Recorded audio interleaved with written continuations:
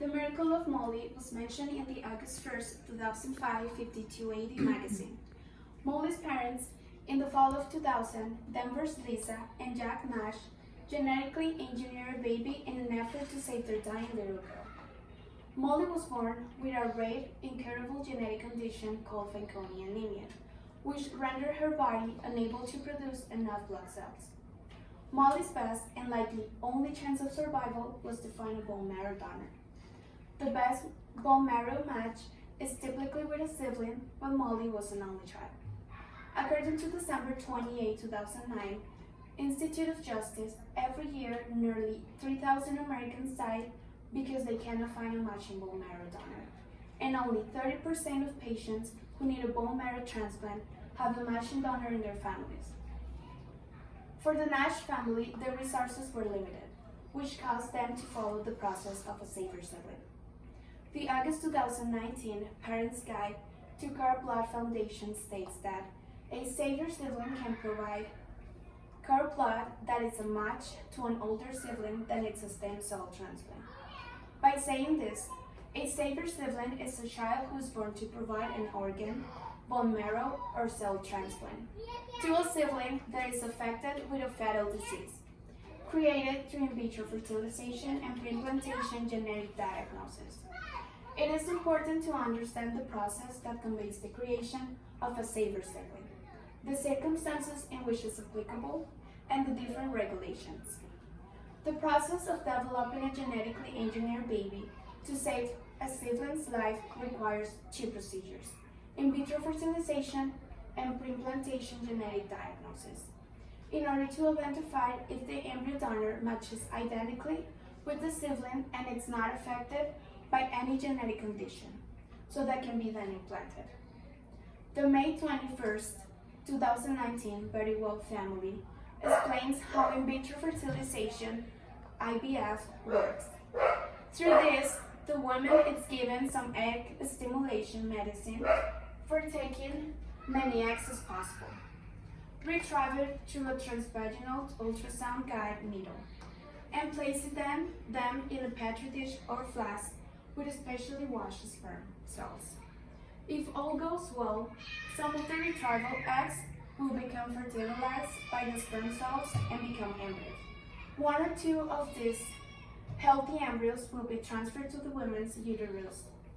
Before transferring the embryos to the uterus, pre-implantation diagnosis is developed, in which, according to July 2006, Texas Mujer pre-implantation genetic diagnosis is a scientific method which allows to study the genetic characteristics of an embryo before it is transferred to the uterus, in order to prevent the future child, in this case the future sibling, from being born with the same hereditary disorders as the sick sibling. Some embryonic cells are extracted in blastocyst stage from the in vitro fertilization process. The blastocysts are immediately cytopreserved and remain frozen until they are transferred. The biopsy is processed for analysis, looking for embryos without genetic disorders, in order to determine which embryo will be transferred. When the embryo is transferred to the uterus, the next step is to wait until its development in the womb.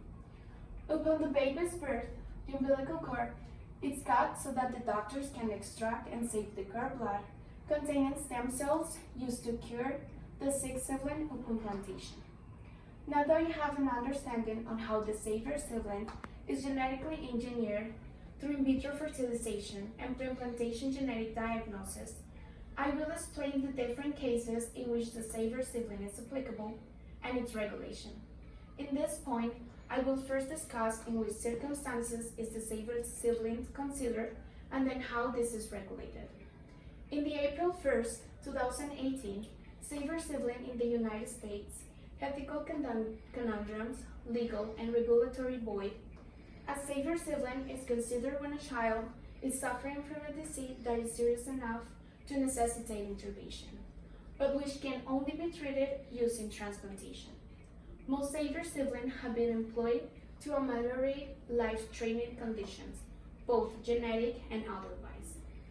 Savior siblings provide biological material so any disease that could be treated through a transplant could theoretically be treated by means of a saver sibling. Up to this point, saver siblings have been utilized to treat conditions that can be cured through the transplantation of stem cells derived from bone marrow, umbilical cord blood, and peripheral blood. In the US, there is little to no governmental regulations, nor are there any robust guidelines, standards, or licensing procedures involving the creation of a saver sibling. Uses of PGD, such as the creation of a saver sibling, are currently left to the discretion of providers and patients. Today, I introduce you to saver sibling. I did this by first explaining the process of its creation, and second, the considered circumstances and its regulations. Cases like Molly's are found all around the world, where families are limited by treatments, leading to a cure not as reachable as having a saver child. The need for accurate answers regarding this life-threatening disease, where a bone marrow or cord blood cells are transplanted in order to cure them, leading scientists to develop a second chance by genetically engineer a baby sibling that can save the other sibling's life. Thank you.